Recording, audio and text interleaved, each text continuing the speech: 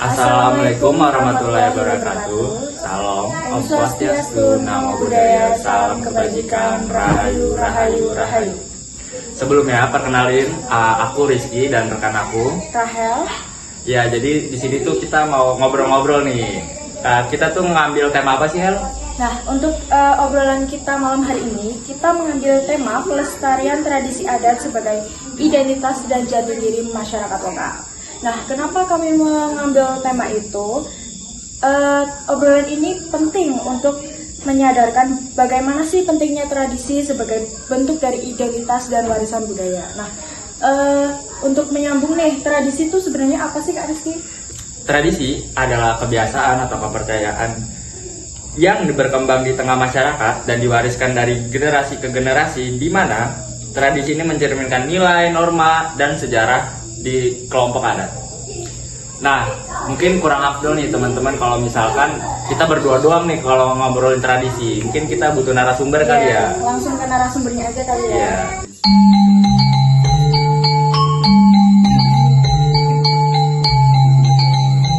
Nah, Hel, sekarang kita udah bersama narasumbernya nih. Dengan Bapak siapa nih, Pak? Mungkin langsung perkenalan aja kali ya. Perkenalan. Ya, untuk nama adalah Pak Rusmianto. Pak Rusmianto. Untuk di wilayah Talun-Talun sini ya sebagai si seni dan budaya di RI. Oh, kalau boleh tahu Usianya? usianya berapa, Pak? Untuk usia 50 tahun. Oh, 50. 50 tahun. Mungkin langsung saja ya untuk mengawali obrolan kita kali ini, mungkin didasari dengan obrolan basic aja. Nah, menurut Bapak sendiri, mengapa sih Pak tradisi itu penting untuk dilestarikan? Tradisi itu begitu penting ya karena memang kita di wilayah sini itu masih kental sekali dengan budaya dan budaya itu tinggalan dari nenek moyang. Jadi sebagai kan harus diwajibkan dan kita berusaha untuk memelihara syukur meningkatkan lagi agar anak cucu nanti itu tidak kehilangan budaya dari nenek moyang. Mungkin kita lanjut ke pertanyaan kedua kali ya. Nah, dari pandangan Bapak sendiri, apa aja nih tradisi yang masih berjalan sampai sekarang? Iya. Jadi untuk di wilayah kami untuk tradisi budaya yang masih terus kita lestarikan itu nyadran pertama. Nyadran sendiri untuk wilayah sini itu ada tiga jenis sadranan. Yang pertama itu nyadran kali, nyadran sendang, kemudian nyadran kubur, dan ketiga nyadran itu gua kriuk. Itu juga ada sadranannya. Atau mungkin sekarang lebih dikenal dengan sesaji rewondo. Itu juga awalnya kan dari bentuk syukur masyarakat sekitar untuk melestarikan budaya. Biasanya kalau ngasih sesaji gitu tuh waktunya kapan tuh, Pak? Kayak misalkan setiap bulan sekali atau beberapa kali? Untuk tradisi sesaji terutama yang untuk di wilayah Bali itu 1 tahun sekali. 1 tahun sekali. Dan tepatnya di hari ketiga Lebaran Idul Fitri atau Idul Fitri, hari Lebaran Idul Fitri.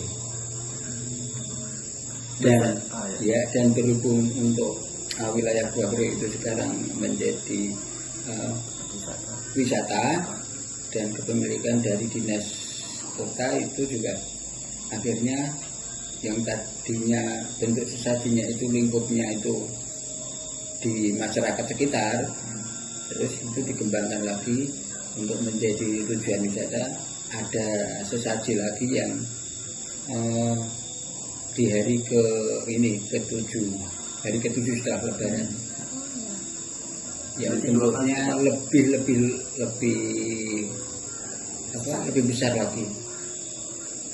sesaji namanya sesaji Rewondo juga, tapi itu dikelola dari dinas. Dan tidak hanya sesaji Rewondo saja, sebelum pelaksanaan sesajinya juga malamnya itu ada satu gelaran mahakarya Gendakwa Beliau. Biasa tuh ngapain aja tuh Pak di malam itu Pak? Malam itu pertunjukan, jadi napak tilas dari Sunan Kalijogo waktu mencari kayu jati untuk tokoh guru Masjid Demak itu.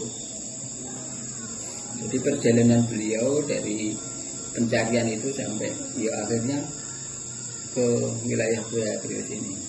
Untuk yang menampilkan itu dari pemuda-pemuda atau bebas? Itu dari gabungan dari warga dan juga pemuda. Itu semua terlibat. Ya. Berarti wilayah sini doang berarti? Iya, betul.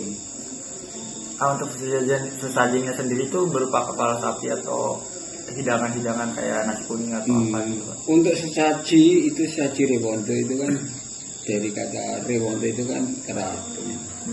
Jadi sesaji itu dipersembahkan untuk kerat, tapi itu terlepas dari semua itu, inti dari sesaji, bentuk sesaji yang diberikan itu kan macam-macam. Itu ada gunungan kuning, terus ada gunungan hasil bumi Polowijo, terus ada gunungan kupat lepet. Apa tuh Pak? Kupat lepet, ketupat. Ketupat dan lepetnya. Terus ada gunungan buah juga. Dan semua itu kan ada maksud, ada makna di baliknya itu. Dan inti dari semua itu kan bentuk syukur juga kepada Tuhan Yang Maha Esa. Kalau perbedaannya mungkin hanya pelaksanaan. Bentuk pelaksanaan. Jadi dari setiap daerah satu ke daerah lain mungkin untuk kemasan dari sadranan itu mungkin berbeda. Tapi intinya tetap sama. Intinya sama.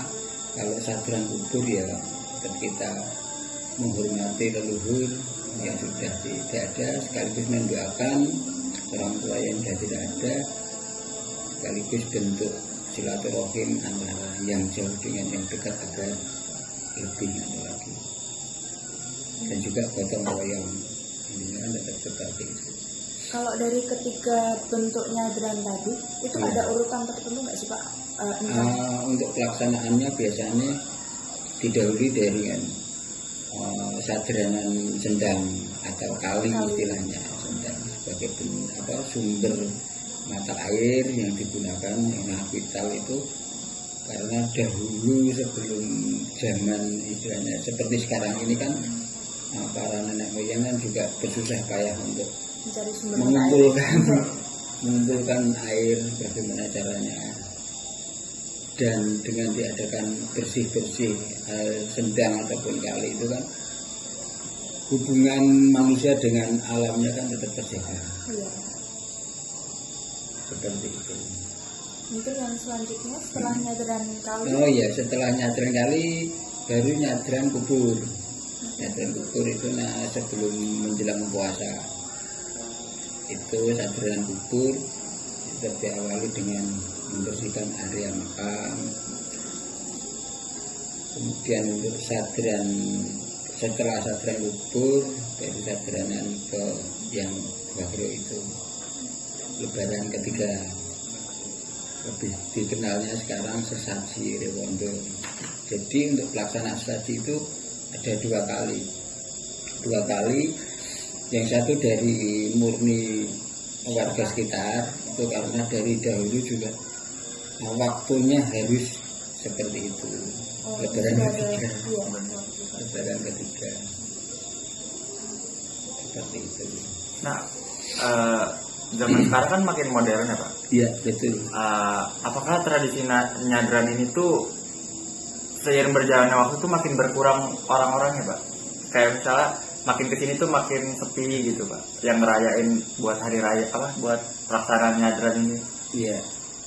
Jadi tradisi budaya yang sudah berkembang di wilayah setiap tahunnya itu juga harus sedikit banyak ada campur tangan dari para pemangku wilayah, dalam artian ya kita tidak hanya sekedar melaksanakan tradisi seperti itu aja, tapi bagaimana cara kita, upaya kita agar anak-anak kita itu, remaja, terutama remaja itu berusaha untuk mencintai budaya itu harus seperti apa. Jadi ya salah satu upayanya harus sering melibatkan juga di acara-acara tradisi.